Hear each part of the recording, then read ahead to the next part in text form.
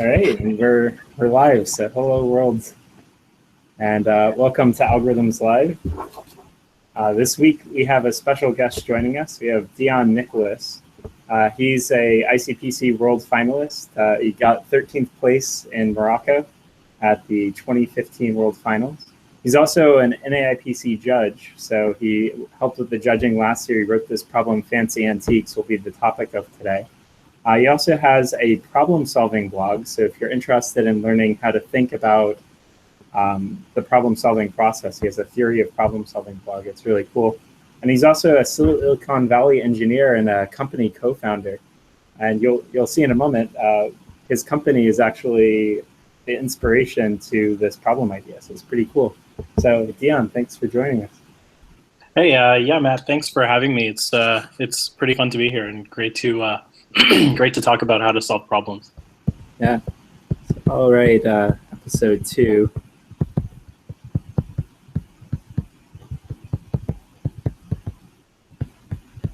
Cool. So let's just jump on over. So you can talk a little bit about how this problem came to be, because I know it's a pretty interesting story and like the problem you were trying to solve with your company. Yeah, actually, so just a bit of correction. So yeah, I'm working on a startup called Shallow, and it's a social network. But this problem was actually some friends of mine who were also working on a startup. They were actually more interested in the kind of Uber for grocery shopping space. And so I was talking to them one day, and they were interested in solving a problem where, imagine if you had, cars that could go deliver your groceries for you and pick up your groceries for you. And you had a bunch of items that you wanted to buy, but they could be at a bunch of different stores. And you wanted to pick the set of stores where you could buy them most cheaply. And so that's really how that problem came to be. Some co-founder friends of mine were working on that. It turns out that that's actually like NP hard. It's equivalent to a problem called maximum coverage, which we can talk about later. But that one's NP hard. And so around the same time, I was thinking about coming up with a problem for the NAIPC. And so I kind of dumbed it down to a version where there's only 2 versions of each item. And that simplifies it a bit more. It's still NP hard, but has a lot more interesting properties. And that's kind of how the problem came to be. Yeah, so I'll do a quick drawing of kind of what this problem is asking for people who just want a layman's explanation if they didn't read the problem statement that was posted. But you have these antiques, various kinds. So here I'll draw some binoculars, and you can buy them at 2 different stores instead of at multiple different stores. It's only 2, and they have different costs. So you have maybe one version of the antique is $3 at one store, but then there's $8 at some other store. And I believe, what are some more details? I'm drawing a little fuzzy, so you can explain the rest. Yeah, and so there's also so you can say there are N stores, M items, or M antiques you can get. And there's a parameter K, which is the maximum number of stores you can visit. So I guess the idea is you need to pick a subset of the stores to visit, such that subset has no more than K stores in it. But it still covers all the items. So that means each item can be bought at one of your K stores. And given that you go to those K stores and you buy the cheapest copy of each antique, it minimizes, you want to pick the set of stores that minimizes the total amount of cost you have to pay.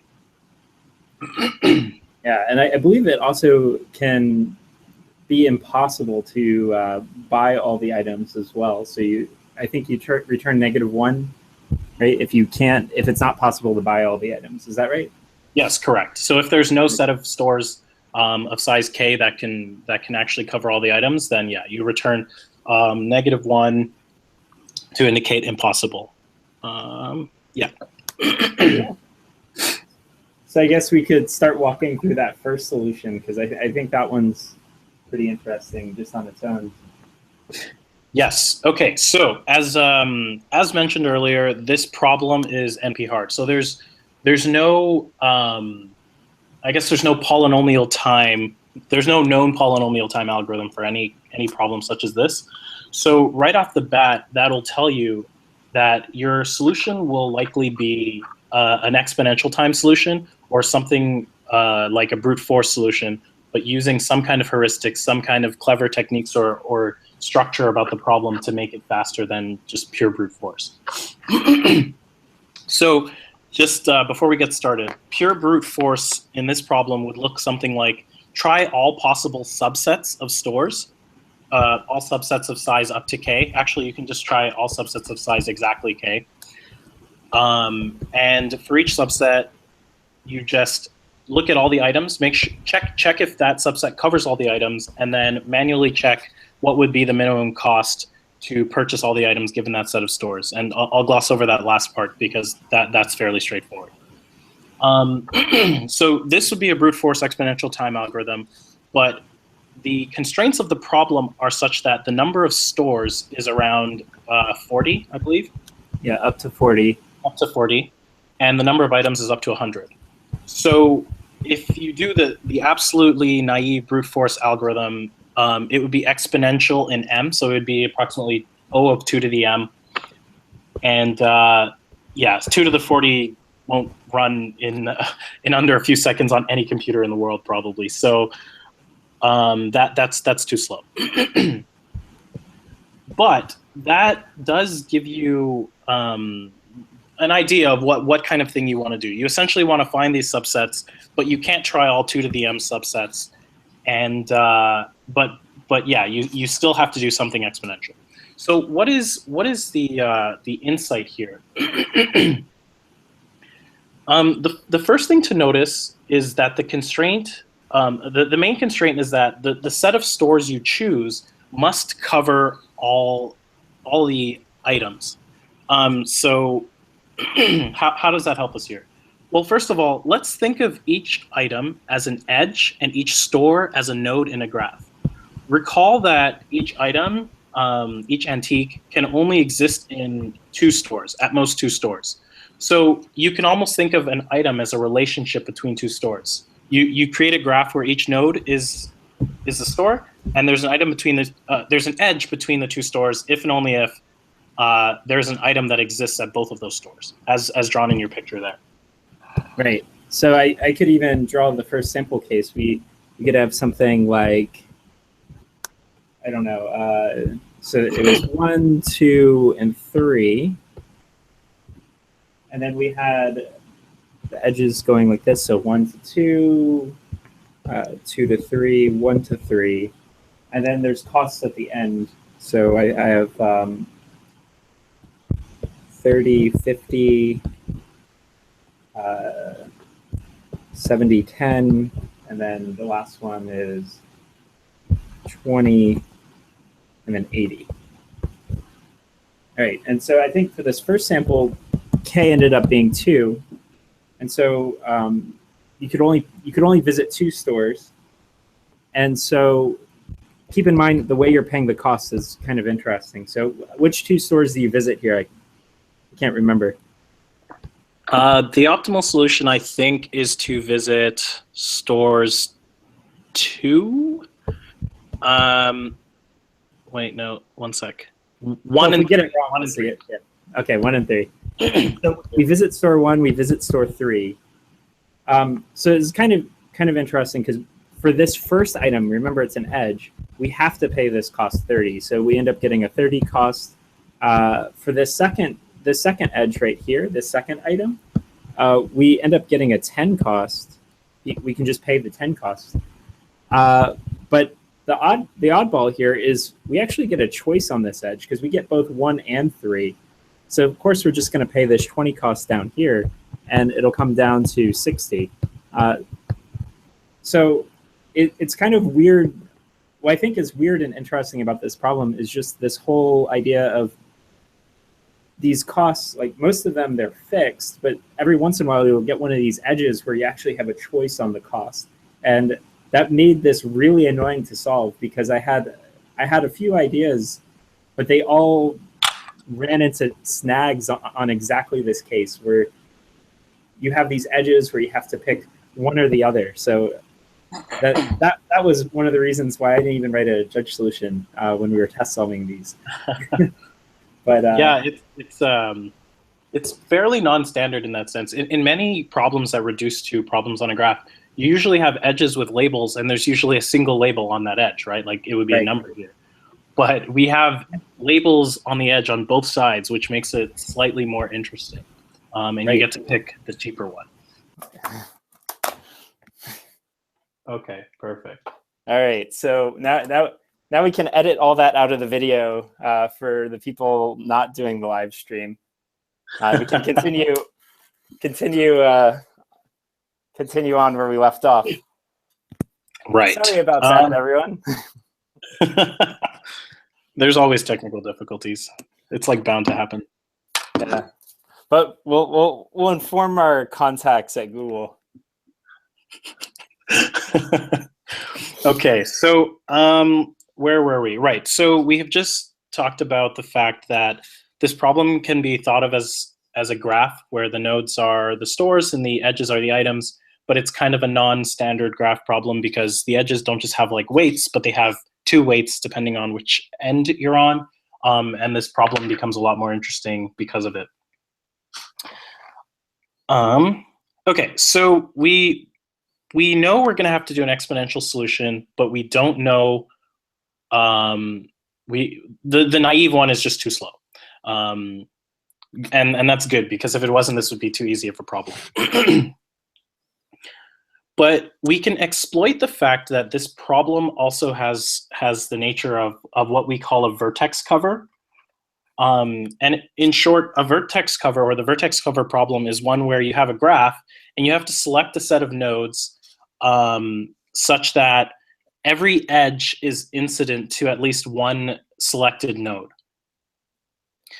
And this is a pretty common problem in computer science, or so most of our viewers will probably have heard of the vertex cover problem. It's also NP hard, but it's good to kind of have it in your mind because there are techniques that researchers and people have been using to solve problems like this that might be applicable here. Okay, so when doing a brute force, you're effectively choosing all subsets of nodes, right? So for each node, you're going to have to ask the question, okay, is this node in the subset or is it not? And then you essentially recurse or repeat on each of the nodes.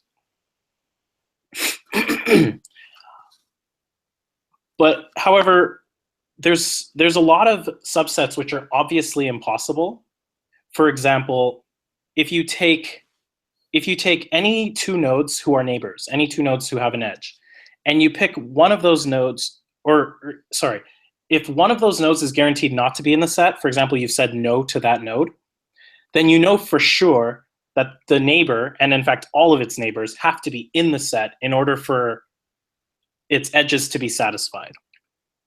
So in the terms of our problem, in terms of fancy antiques, what that means is if there's a store that you've already decided you're not going to go to, then all other stores that have a copy of the items at that store must be in the set, right? And so this is kind of a heuristic, but it turns out to be a very powerful one and one of the key heuristics in speeding up the solution. And as we'll see soon, it actually gives you a provable time bound on the total number of combinations you'll have to check. So just to recap the algorithm, what we'll do is we'll just order the nodes, say number them 1 to m or whatever, and then we will effectively try all possibilities. So we'll start with node 1 and we'll say, hey, is node 1 in the set or is it not in the set? And then after choosing that, we'll recursively try node 2 and then node 3 and so on and so forth, which creates this kind of decision tree of all the possible choices. However, at any point in time, if we ever get to a situation that's obviously incorrect due to our previous heuristic, that is, there's a a node who's not in it and all of its neighbors, or I guess one of its neighbors, right? Yeah, and one of its neighbors are not in it as well, then we can just, exit early. Just give me a second. I want to think about how to characterize and how to show the next step. All right, so I'll draw. So you're talking about deriving the recurrence, right? Yes, exactly. Which will be the fun part. How can we set this up? Oh, let's see. I can write this T of n. I guess we can characterize this problem because you basically have a graph right now, right? So yes. Imagine I just draw your graph, and what's happening here is if we want to characterize the runtime, well, we don't necessarily have to throw the full graph in here. We just have to know n is the number of nodes. Yes. And so what we're effectively doing when we make a decision on taking some node, well, we could still potentially take that other node across from it. That nothing's disallowing that. But your observation was kind of neat because if you don't take this node, then I have to take everything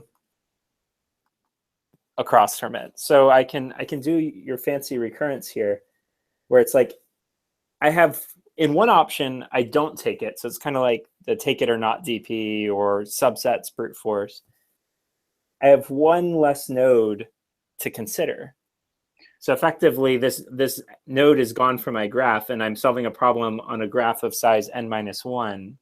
Correct. That's if you do take it. You take the node.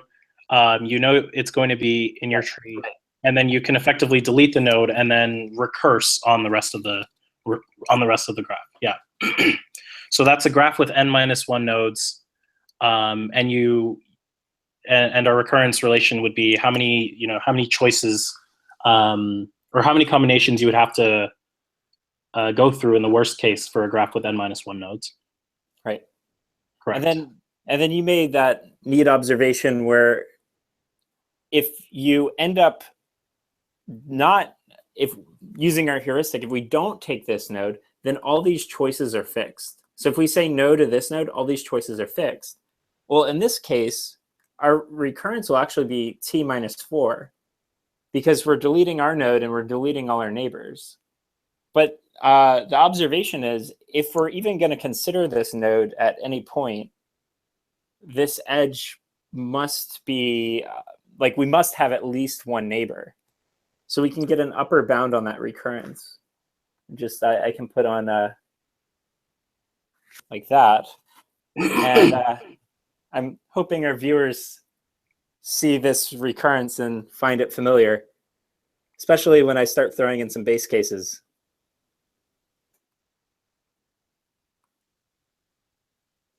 Maybe t of 0, but pretty famous recurrence. Yes, exactly. So for the viewers, this is the Fibonacci recurrence. And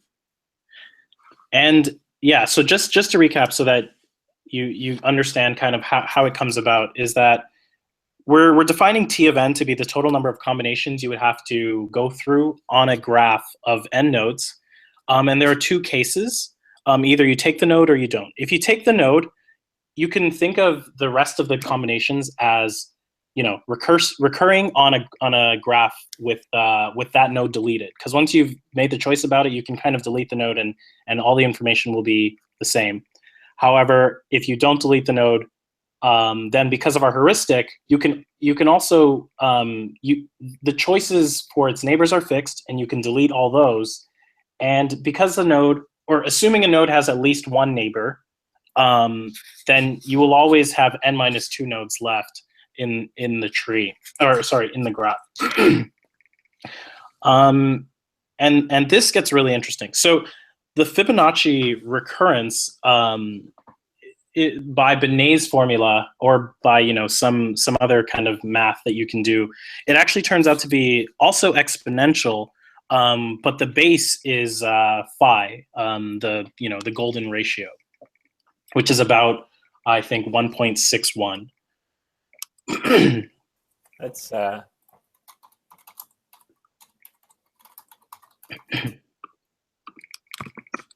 yeah, 1.618 approximately. 1.618. Yeah. And so remember, our naive brute force solution was 0.2 to the m. But now, due to the fact that we're using this heuristic and we can bound the number of choices by the Fibonacci numbers, it ends up becoming phi to the m. Oh, awkward. Our recurrence should probably be as a function of m, not n. When I was writing this problem, n was the number of antiques, m the number of stores. So unfortunately, we're stuck with m as the number of nodes in this story. All right, so I'll rework these. No harm. Our viewers can be sufficiently confused. Yeah, apologies. I don't know how this made it through to the end. I can see. Well, maybe we were disguising the graph. That's why it was so hard. Actually, that might have been why the problem was so hard for contestants, is just the switch between m is the number of nodes and n is the number of edges. Artificial difficulty, maybe. That moment in computer science where you're so used to one convention that changing the variables scares people. Yeah, it could be. But yeah, so I want to talk about more why this is in this O base. This is the growth of the Fibonacci sequence? And yes. And is it like, is this an upper bound on the growth, or is this the growth as the Fibonacci sequence approaches infinity? Yeah, correct. So you can let me make sure I'm not saying something incorrect here. So it's an approximation, and I think it's like plus or minus 1 maybe for all Fibonacci numbers, greater than or equal to something like 10. That's what I'm gonna say. So yeah. I think T of m is less than or equal to 1.6, well, phi to the m plus 1 for all m greater than or equal to 10. I'm not sure if that's exactly right, but you know, that sounds right. And we can probably derive or explain where that number comes from if we have time permitting.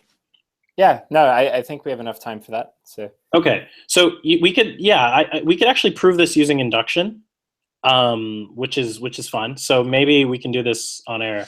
We'll have to whip out the old mathematical induction skills. Hold on, give me a second. I want to also write on paper here.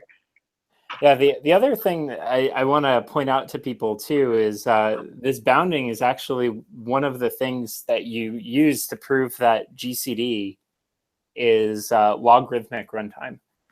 So you can actually set up a relationship between the Euclidean algorithm, like for calculating GCD that you know and love, and this phi number right here, or this golden ratio number, and yeah, and this you basically can show the rate of growth of this algorithm and then use it to get the logarithmic behavior. So it's kind of a neat thing. There's a relationship between that algorithm and Fibonacci sequence, just like there's a relationship to this problem Fibonacci sequence. So it's kind of magical how it comes up everywhere. Yeah. All right. So how do you want to do this? Yeah, I'm reaching into the recesses of my brain to remember how this recurrence works. So it uses, so where does the golden ratio, where does phi come from? It turns out that phi is one of the numbers such that phi squared is equal to phi plus 1. So we should probably write that down, because I think it'll be used in the induction, if I recall correctly. And there's this whole study of generating functions and stuff on how to solve recurrence relationships like this. And they usually come up with polynomials like x squared is equal to x plus 1, and the root of that somehow happens to be the magic constant that you need. But we won't go into that. But for now, yeah, it should just be known that phi squared is equal to phi plus 1, and that's actually almost its definition. Like there are, I think phi and negative phi or something, or phi and 1 minus phi are the only two numbers that have that relationship.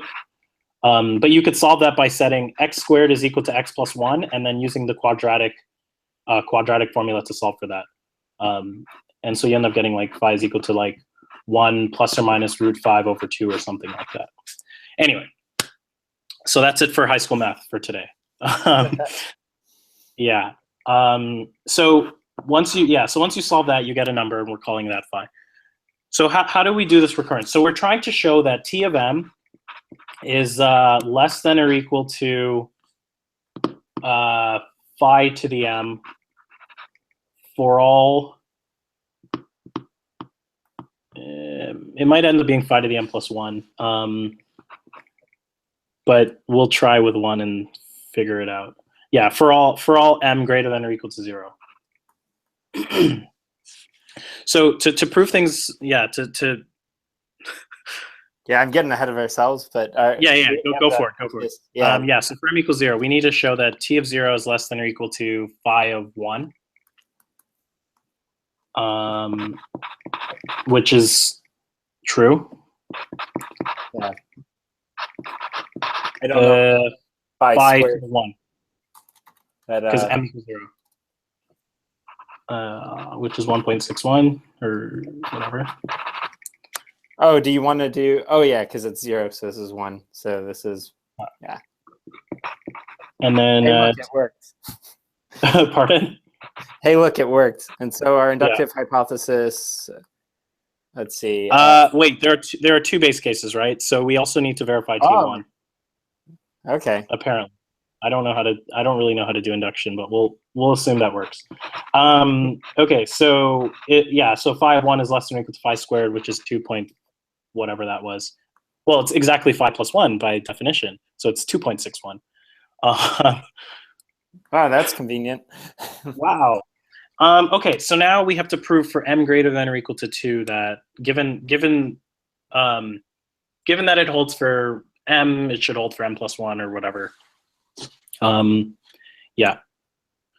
So we need to show T of k of this, k plus 1 implies T of k plus 1. So this is our inductive hypothesis. Yes. Do it this way. Yes, perfect. Okay, and then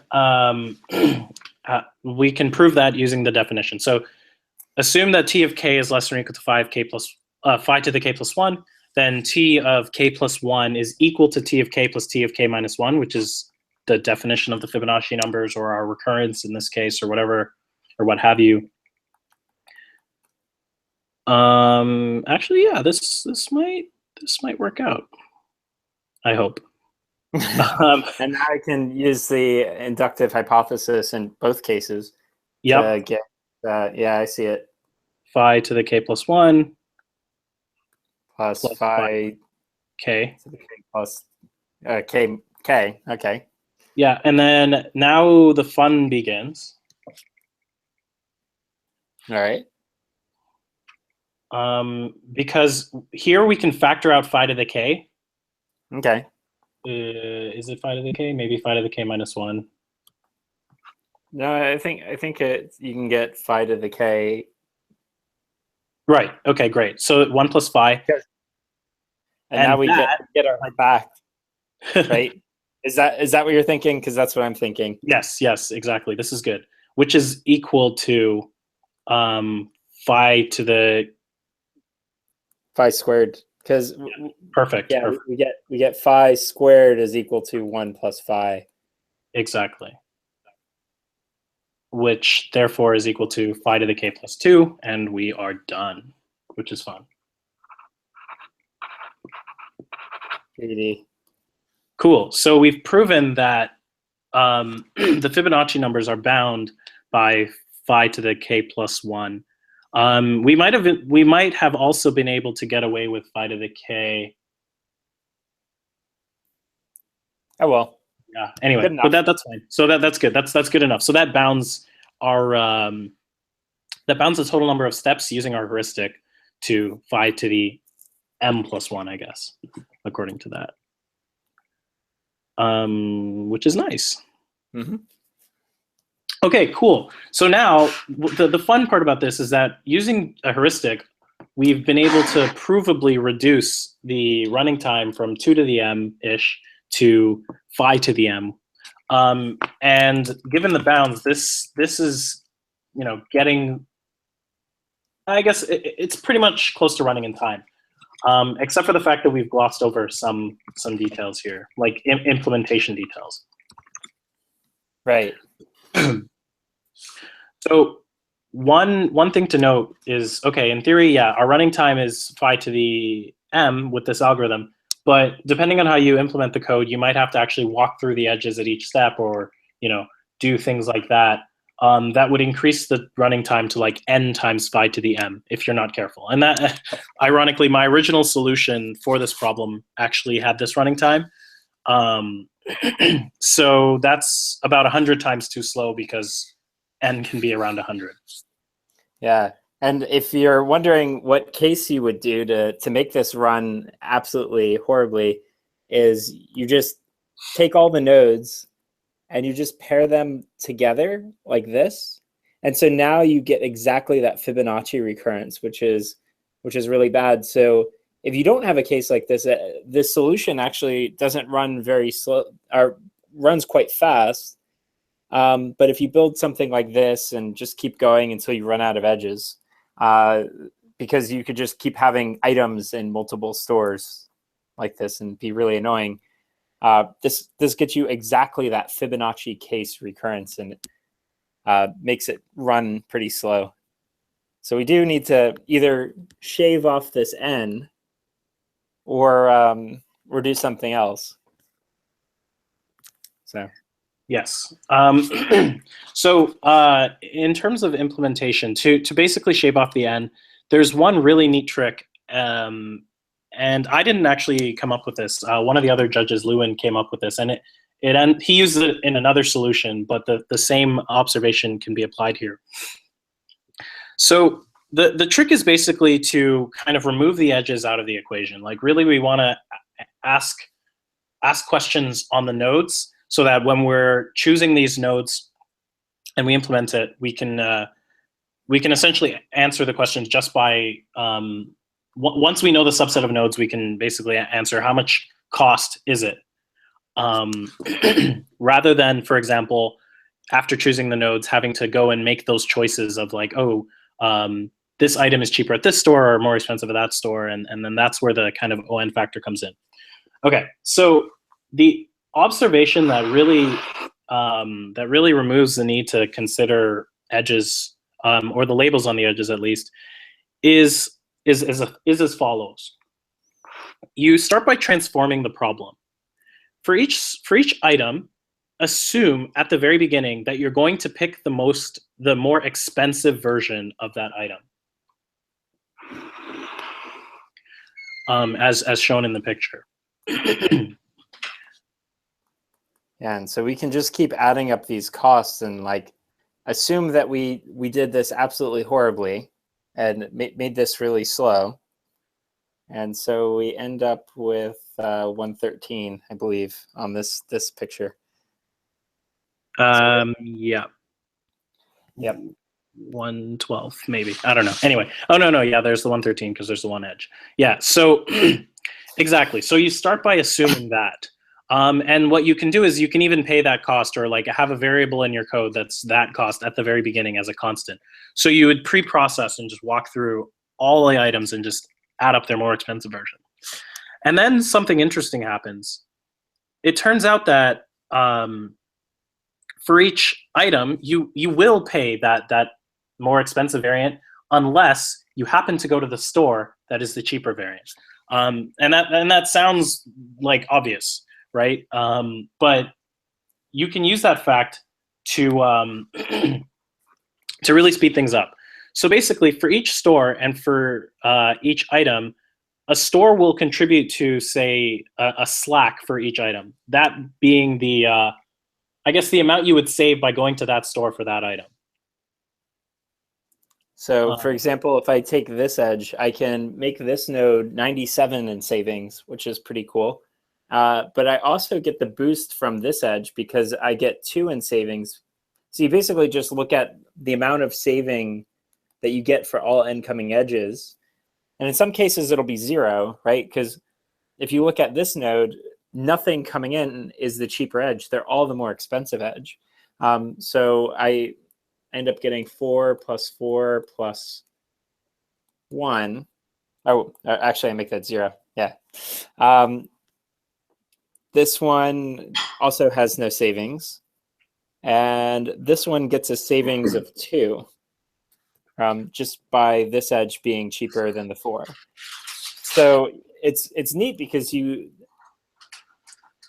annoying thing about me solving the problem was I was trying to deal with these 2 costs directly, but once you make this transformation, now all your costs are on the nodes, and you're trying to maximize that savings in terms of payback. So this is a really neat transformation trick. And I've seen it in a few problems before, but I didn't think of doing it here. I just didn't think of it. And I think this is pretty well disguised. So it makes this problem really cool. All right. So now you can talk about how this makes it easier for your solution. Yeah. So now that, so if you make this transformation right at the get-go at the beginning, you can effectively in linear time make this transformation. And now you only have labels on the nodes and you don't have anything special on the edges. And it actually boils down to selecting the set of nodes, as you said, that maximizes your savings. This still has to be a vertex cover. So it actually boils down to the very common problem called, or I guess, minimum cost vertex cover or maximum cost vertex cover, which is just a variant of vertex cover that's also well studied, but slightly less well studied. This is helpful. So now what we can end up doing is applying our previous heuristic of choosing all subsets, but ignoring cases where, but using our heuristic. We now only have to do the T of M choices, the Fibonacci number of choices. And anytime we take a store, we can immediately add that savings to our overall solution. And once we have a solution that covers all the edges, we immediately in constant time have a number that is the final cost that we would pay. And then when you backtrack, because this kind of thing would be done with backtracking or recursion, when you backtrack, you can subtract the cost away in constant time as well. So now the time it takes to process each vertex is constant, and the total running time is just that phi to the m, which runs well in time for this particular contest. Yeah, awesome. So cool. That's our first solution. I want to talk about your next heuristic optimization, because I think it's neat, because I think we could have even raised the bounds on this problem if you wanted to. Oh yeah, yeah, exactly. Yeah, so we could get it all the way up to 50 or something. So and it involves cows, and so we'll be talking about that. So let's bring that one in. So what was your second heuristic? Right. The second heuristic that you can use here is always choose a vertex when you have to. So when you number the vertices 1 to n or 1 to m, number them in such a way that the first ones you'll consider are always the ones with the maximum number of edges. So essentially sort them descending by degree. And this gives you some really interesting things, because you know that once you've processed the node, you're either going to remove that node or you're going to remove it and all its edges. you're effectively saying, I want to remove as many choices as possible, or remove as many nodes as possible each step down the tree. And this allows you to prune a lot quicker, and it also gives you a provable increase in speed as well. The key observation here is that for most vertices, their degree will be at least 2. Because if the vertex has degree 1, then you can almost process that as a special case. Yeah, I believe that's called a pendant node, actually. So if you have a degree 1 node, it's a pendant node, and you can greedily resolve this basically, which I find exciting. You just you pretty much take the cheaper one, right? Is that how that works? Or exactly. Or if you only have pendants left, it's easy. It's one of the two. I can't remember. Yeah, but it can be, if all you had were pendant nodes, you basically have the single edge case, and you can greedily resolve only those, which is, I think that's really cool, because, and eventually you're going to get to this point where all you have are the greedy choices left, because you're front loading all these really high degree nodes before you even get to anything hard, or before you get to anything easy. Exactly, and then at that point, you basically just have to, you just choose the whichever one is cheaper.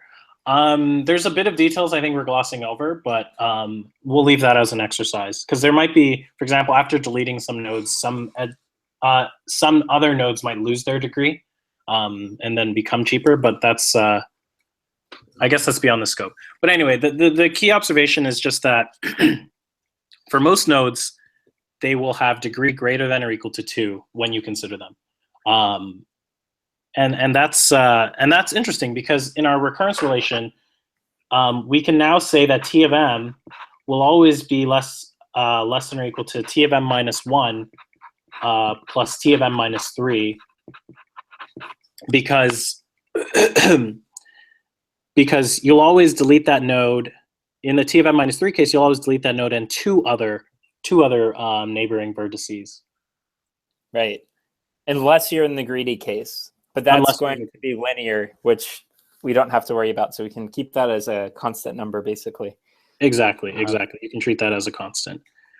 Yeah, if I'm not mistaken. I actually want to, I'd be curious to go back and code up that solution just to make sure I'm not missing any implementation details. But yeah, so now you have this new recurrence relation, which is not the Fibonacci sequence, but behaves similarly. And you can, as mentioned earlier, you can kind of use really fancy techniques to try and solve these recurrence relations. But if you Google it, it turns out that this is Narayana's cow sequence. Yeah. Let's talk about why it's cows, because I think that's interesting. So we looked up, you mentioned this, for Fibonacci numbers, the whole reason Fibonacci numbers are studied is they were trying to model the breeding powers of bunnies, the patterns, not powers, breeding patterns of bunnies. And so they just grow in this exponential way. And the cow sequence is just like the Fibonacci sequence, except it's modeling the breeding patterns of cows and their growth. So it's kind of a neat sequence, but it does come up here, and it has a very different growth rate, which is neat.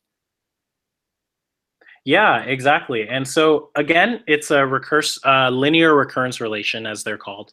And there's like a whole study of this, and you use magic and generating functions to solve them. But it ends up being proportional to another constant, which is, I think it's called Narayana's constant, if I'm not mistaken. And it's about 1.46557. Yes, exactly, 1.46557. Yeah, so it ends up being proportional to that, as to the power of m, in terms of T of m. So again, that decreases your base and makes it significantly faster. and allows us to go up to, I don't know, probably 50, maybe even 60. Yeah, we could have 50 shops in this version, and if you ever come across this, that's what you can run in. One cool thing about this, though, is you don't always have to derive this recurrence here. If you know the growth rate of some of these recurrences, you could actually just write them in your reference notes or any kind of notes. And if you come up with a solution that you can characterize as this kind of recurrence, well, now you have some bounding growth on the runtime, and you can get a good feel for it. So your sketchy backtracking solution isn't actually that sketchy if you can analyze it. You can be like, oh, I'd get this to pass in bounds of size 50. So yeah, exactly. Pretty exciting. And that's one of the cool things about like this kind of thing. You wouldn't, well, so I don't know if I would do this kind of analysis in a contest. That being said, I have done this kind of analysis in a contest, but like maybe, but it is a very helpful thing to know that, not all backtracking heuristics are just, magic, right? Like they actually have provable bounds. But what's funny is that so in the contest, the only two teams that solved this were the 2016 team, Waterloo and Harvard. And I was talking to the Waterloo guys after the contest and asked how they solved it and if they knew there was this bound. And they even said to me, they were like, no, we just threw in as many heuristics as we could and hoped it would pass. So it's interesting that, yeah, even so just knowing that your heuristics can work in terms of like there's a mathematical foundation to them is probably more important than actually, sitting down to actually derive what the recurrence relation would be. Yeah. Another thing too is if you don't want to get this growth rate, you could, if you have the recurrence, you could just write a for loop in your code and just see exactly how big this gets up to. You don't even have to get a loose bound. You can get this tight bound on the runtime based on exactly what that number is. So if I plug in 50 here to this recurrence, I could get exactly what that number is and know the runtime. So I don't have to even derive this constant. Exactly. Yeah, which is awesome. Let's see, I do want to talk about Lewin's solution. So Lewin is another judge in the contest, and he helps with a ton of things. So he's all over the place. So you've probably seen some rounds with him. But he came up with this. He used this exact same trick of reworking the costs. So we've reworked the costs to be on the edges. We've reduced this problem to maximum vertex cover. And he decided to attack it with this technique called meet in the middle.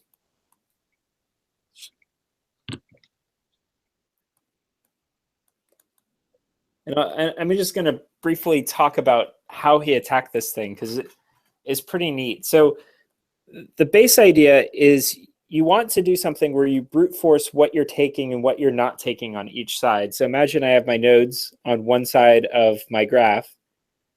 They have edges, however they have edges. And I just brute force a mask. So let's say I have m edges. Well, on the left side, there's m divided by 2 nodes that I'm just going to brute force. And there's m divided by 2, roughly, nodes on the right-hand side that I'm also going to brute force. So I'm going to focus on the left-hand side right now. What I'm going to do is I'm going to pre-compute some information on the right-hand side and then use it to solve the left-hand side. I'm going to start with the left-hand side because once you have that left-hand side, knowing what you need for the right-hand side, knowing what you need to pre-compute for meet in the middle is actually much simpler. So a lot of times when I attack meet in the middle, I think about what I need to pre-compute. Like I actually work the problem backwards. I work the problem from one side and then figure out what I need to pre-compute on the other side. It just helps me think through this kind of pattern. So we have a bunch of different kinds of edges here. So we have to satisfy every edge that I'll say is contained within the left-hand side. So we could have a bunch of nodes like this. Let's say I said, oh yeah, I'm taking these 2 nodes. Well, you'll notice all these edges are covered, so we're good. But we're going to also just completely ignore any mask that doesn't, it misses an edge, like this edge right here is not being covered. So I'm going to ignore that mask. But I'm going to brute force these masks as we go. And the thing is, you need to make sure that anything that the right-hand side does, also any valid mask on the right-hand side must also cover the edges. So you'll notice that I have to have a mask like this to cover this right-hand side in any meaningful way. And so I also have to brute force the right-hand side. But then the last piece that needs to be accounted for is what I call these cross edges. So if I have an edge like this, one of two things has to happen. One, it has to be in my mask over here, or it has to be in the matching right-hand side that I use in some meaningful way. So you can see if I brute force this left-hand side, which isn't a cover, so we'll add a few more of these. And let's say this edge is a cross edge that exists. Well, then I know I have to have this node right here. So this guy right here has to be in my vertex cover. Otherwise, this edge isn't getting covered. So what I do is I just brute force this left-hand side. I try all possible masks. I try all possible subsets of taking nodes or not taking nodes. And then anything that's not covering a cross edge on this left-hand side, I say is required for the right-hand side. So I get a subset of requirements on the right-hand side. I also know how many nodes I took on the left. So on here, I took 4 nodes. I could have a different number. I could have 2 nodes. I could have 1 node. But I know how many I've taken. And I also know what k is. So I have some max number of nodes that I can take on the right. That just have to be on the right in some way. So I have some restriction. We'll call it k prime. So I know k prime is the maximum number of nodes I can take on the right. So what we need is we need a table that has 2 pieces of information. It has this k prime. So I can take max number of nodes. And the second thing is a mask of, we'll call it a mask of coverage. So the mask of coverage is like these nodes were definitely covered. So what I can do is I can build this table. This table is not that hard to build. I basically just brute force to the right-hand side. I count the number of bits that are on. That's going to be my k prime. And then I also just compute the cost of what that coverage is on the right-hand side. But then I also have a kind of interesting problem because this might be a perfectly fine mask solution, but my requirement might be a subset of that. Like my requirement might not use, I might only require that 1 node, but you'll notice nothing on this click that's being covered is actually a vertex cover unless I have 2 more nodes in the click. So my mask the mask I have is down here. But here's what went into my table. So I basically run a DP from top to bottom, so dynamic programming, where I percolate, so for every single mask, I percolate its solution down my table by running through the table backwards to every subset that just removes 1 of the bits. And in doing that, I end up getting exactly the table I want. So I could build this table. It has the masks of all the coverages with exactly k nodes. And then I can just brute force this left-hand side, figure out what's required on the right-hand side, and query it and get the proper cost. And then just brute force all possible costs, which is pretty neat because both sides, they run in m divided by 2. I have a 2 to the half, so this is 1/2 of my solution, 2 to the m over 2 components. And then the number of edges was n. So it's this runtime. A kind of a neat thing you can do with this is take square root of 2. So I can go square root of 2 to the m, which is approximately 1.44 something to the m. Something like that. Yeah. So I can do fancy irrational numbers in my runtime calculations too. Forgot a 1.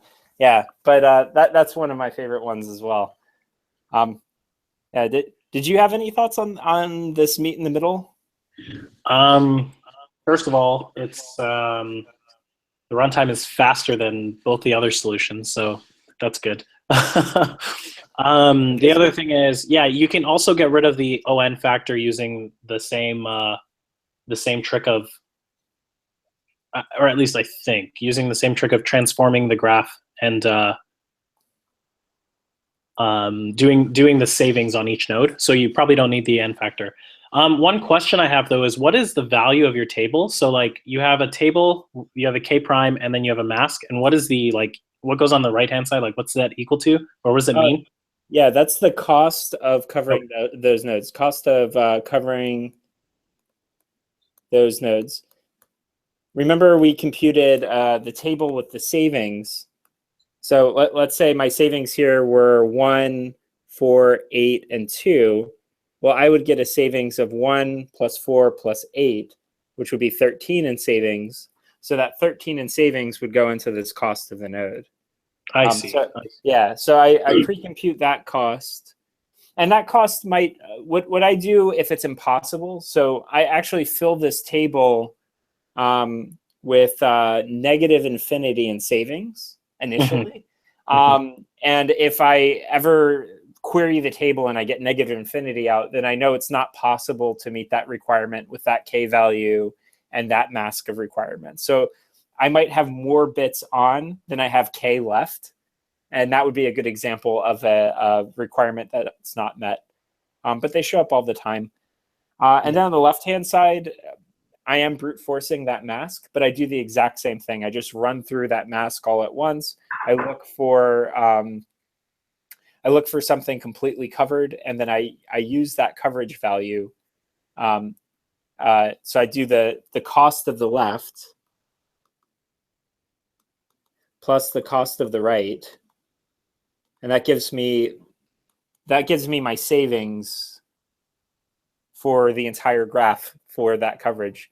And so I just compute the minimum or the maximum savings, and I do that pre-compute cost, which I did to augment the problem, minus my savings.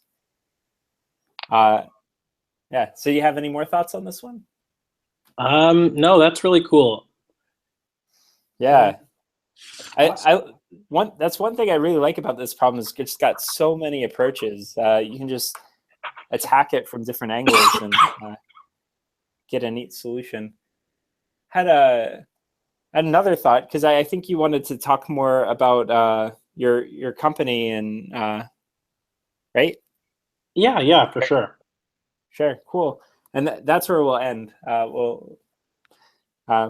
Pretty cool. So let's talk. So it's hello, right? Yep. Is that cool? So yeah. So what's interesting is I'm actually working on it's a mobile app, a social mobile startup.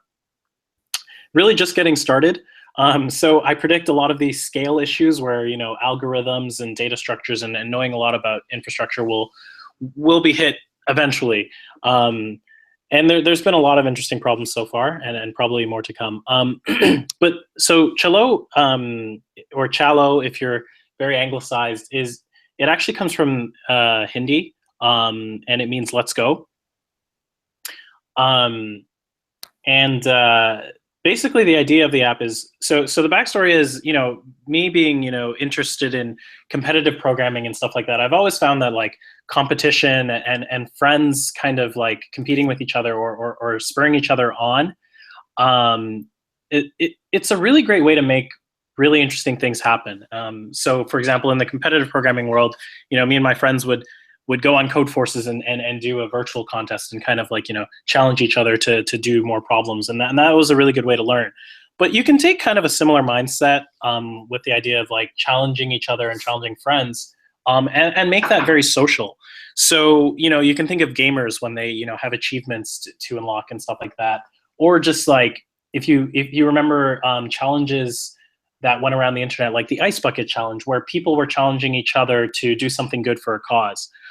So I really had that idea, and I decided to build a mobile app out of that whole concept. And so it's a very photo video heavy app, similar to say an Instagram or a Snapchat or something like that. But the key concept is you nominate your friends for a challenge, and they respond by completing that challenge by uploading a video. So yeah, that's interesting. And you know, I think a lot of your audience would be really, you know, strong coders. So I'm definitely interested in chatting with anyone who's listening. If you'd be interested in working on like social network type project for mobile, we're using kind of like a Node.js backend with React Native on the front. There have been already a few interesting challenges. For example, I've had to implement a try to do autocomplete and stuff like that. You know, HTML DOM traversal to do really interesting stuff there. And as the scale kind of grows, it'll be a lot more interesting. So yeah, so if anyone's interested in that, please do send me a shout or send me an email. I'll have my contact info somewhere. Yeah, we could put it in the video or something like that too. I remember you posting a video maybe it was a few months ago, trying to stick tons of marshmallows in your mouth as a shout out. Yeah, that video is out there online somewhere, just demonstrating how to use Chalo, right? Yeah, exactly. Yeah, but pretty cool app, and it seems to be growing. So that's awesome. Yeah. And if you want, I can give them an email right here. Is that cool? Is there an email? Yeah, for sure. So I can be reached at like Deon@chalo.io. So it's just like my first name @chalo.io. And yeah, definitely interested in hiring. I guess if anyone understood that whole conversation about fancy antiques and could follow that, then you know, I'm definitely interested in chatting more. Yeah, and it's kind of cool. It's kind of fun. You know, coming from a programming contest background, your problem solving is just a very interesting thing. So you know, like I do my blog and talk about solving problems, and I guess working on a mobile app, building the back end, the front end, and all that sort of stuff. If you're interested in that side of stuff, and you know, have an interest in communication and like building things that people enjoy and people like, then I think, you know, having this whole experience of building apps and building products is something that would be interesting to a lot of people. Cool. Yeah. Awesome. So I check out Chalo for I believe you can find it Android and iOS. Is that right? Yes, correct. And we're actually, oddly enough, shipping a new version very soon. Pretty much, you know, redesigned. A lot of it has been redesigned from the ground up after like a lot of our feedback from users. So yeah, be sure to check that out and hopefully, you know, have fun, nominate your friends, and do interesting stuff. So yeah, it's on iOS and Android, and more coming soon. All right, sounds great. So for our viewers, I'll see you all next week. I'll have another interesting video. And thank you so much for coming on, Deon. It's great to have you as our first guest. Yeah, thanks for having me. This has been a lot of fun. I'm still addicted to programming competitions and problem solving in general, so it's always good to have these kinds of conversations and to help other people out with them as well. Yeah, me too. I can't stop programming contests. I'm going to be doing this a long time. It's a culture. Yes, it is. All right. See you guys next week.